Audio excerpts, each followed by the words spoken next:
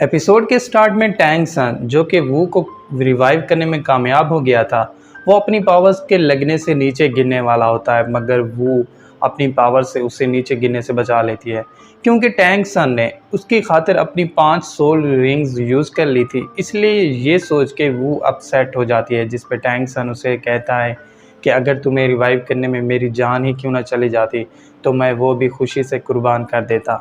ये सुनते ही वो टैंग सन को अंगूठी पहना देती है और फिर अपनी पावर्स यूज़ करके उसके अंदर ट्रांसफ़र कर देती है, जिससे टैंग सन काफ़ी हद तक हील हो जाता है।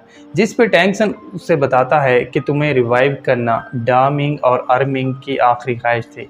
ये सुनते ही वो उन दोनों को याद करके रोने लगती है और फिर टैंग सन को गले लगा लेती है क्योंकि टैंग सन ने अपना वादा पूरा करके वू को रिवाइव कर दिया था। इसलिए डा मिंग और मिंग दोनों की सोल्स उन दोनों को गुड बाय कह के वहाँ से चली जाती हैं। इसी बीच टैंग सन वू को आई लव यू कह देता है और फिर उसे शादी के लिए प्रपोज करता है, जिस पे वू फ़ौरन शादी करने के लिए हाँ कर देती है। ये सुनते ही टैंग सन खुश हो जाता है और उसे कहता है कि मैं प्रॉमिस करता हूँ कि हमारी वेडिंग इस दुनिया की सबसे ग्रैंड वेडिंग होगी और मैं पूरी दुनिया को बता दूंगा कि तुम मेरी वाइफ हो। सिर्फ यही नहीं, मैं ज़िंदगी के हर मोड़ पे तुम्हारे साथ खड़ा रहूँगा और तुम्हें इसी तरह प्यार करता रहूँगा, और चाहे मैं जितना ही बूढ़ा क्यों ना हो जाऊँ लेकिन मेरा प्यार तुम्हारे लिए कभी भी कम नहीं होगा। ये कहते ही टैंग सन और वू दोनों एक दूसरे को किस करने लगते हैं और ये मोमेंट इतना रोमांटिक होता है कि उस एरिया के सभी सोल बीस एक दूसरे के साथ रोमांस करने लगते हैं।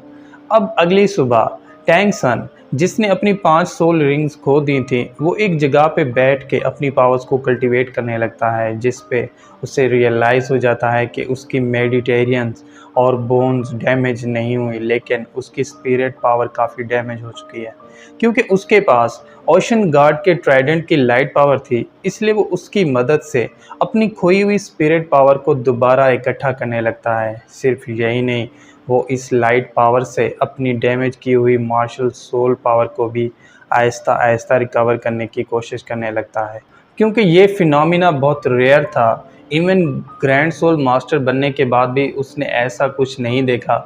इसलिए ये देख के मिस्टर टैंग शॉक रह जाता है। तभी टैंग सन की बॉडी के पास 3 वाइट फ्लावर्स बन जाते हैं, जिनकी पावर्स को यूज़ करके टैंग सन अपनी युआन ट्रियान स्ट्राइक के 9th लेवल को ट्रेन करने में कामयाब हो जाता है।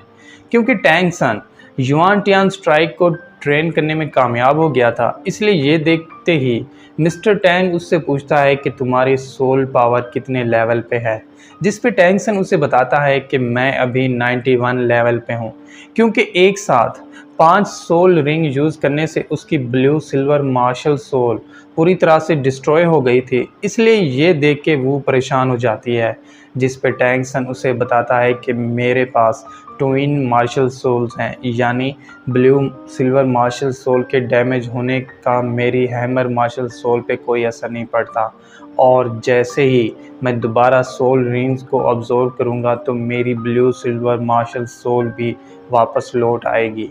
ये सुनते ही वो खुश हो जाती है और टैंग सन को लेके सोल बीस्ट को हंट करने के लिए चली जाती है ताकि टैंग सन उन्हें हंट करके अपनी खोई हुई सोल रिंग्स को वापस हासिल कर सके क्योंकि वो सोल बीस्ट को हंट करने के खिलाफ थी और सोल मास्टर्स को उन्हें हंट करने से रोकती थी। इसलिए वो की ये बात सुन के टैंग सन शॉक रह जाता है, जिस पे टैंग सन उसे कहता है कि मैं सिर्फ उन्हीं सोल बीस्ट को हंट करूंगा जो कि प्योर ईवल हूँ, यानी जिन्होंने दूसरों की जान ली होगी। ये सुनते ही वो खुश हो जाती है और टैंग सन को लेके सनसेट फॉरेस्ट चली जाती है। इसी बीच टैंग सन वो से पूछता है कि तुम्हारी सोल पावर कौन से लेवल पे है, जिस पे वो उसे बताती है कि मेरी सोल पावर 70 लेवल से ऊपर है क्योंकि वो ह्यूमन बॉडी में रिवाइव हुई थी। इसलिए वो भी सोल बीस्ट को हंट करने का सोचने लगती है ताकि सोल रिंग हासिल करके अपनी पावर्स को बढ़ा सके। तभी पीछे से एक सोल बीस्ट वू पे अटैक कर देता है, मगर टैंग सन बीच में आके उसे बचा लेता है। वो सोल बीस्ट अपनी पावर से दोबारा उन दोनों पे अटैक करने लगता है, मगर टैंग सन ओशन गार्ड के ट्राइडेंट से उसके अटैक को डिस्ट्रॉय कर देता है।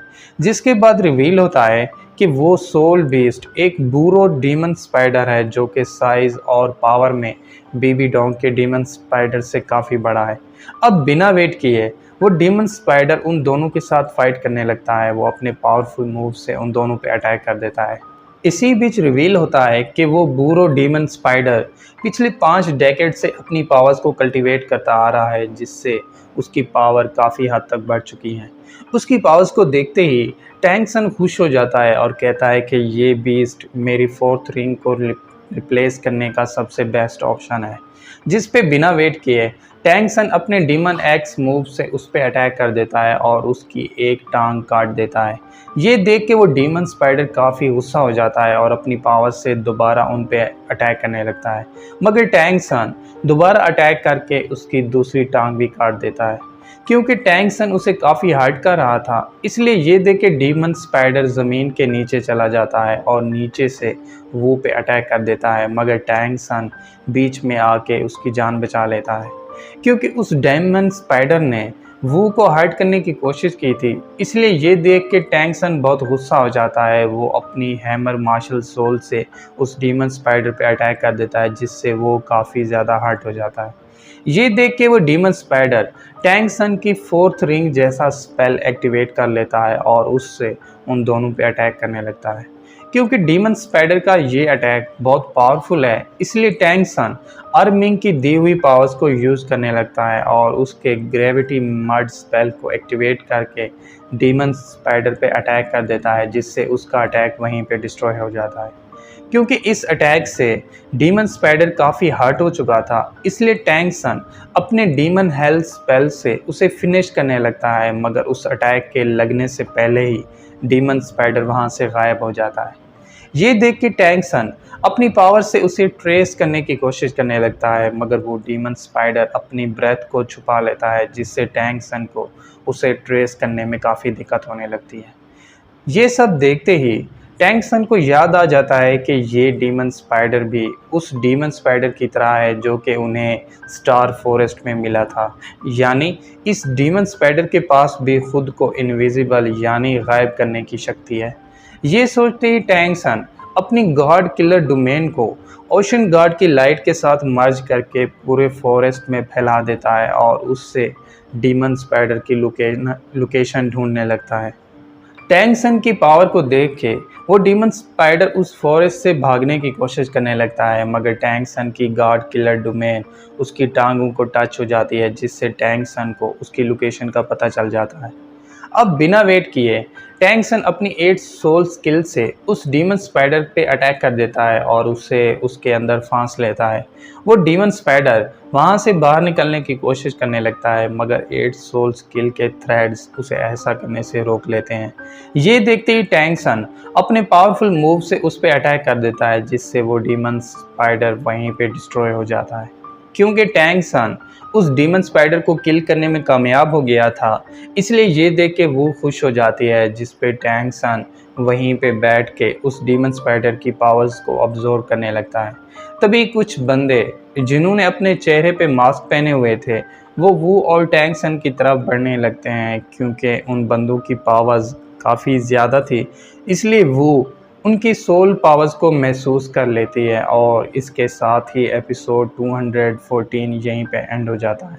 तो दोस्तों, अगर आपको एपिसोड 214 की एक्सप्लेनेशन अच्छी लगी हो तो चैनल को सब्सक्राइब और वीडियो को लाइक ज़रूर कीजिएगा। और अगर आप चाहते हैं कि मैं आगे के एपिसोड्स को भी एक्सप्लेन करूं तो कमेंट करके ज़रूर बताइएगा। Thank you.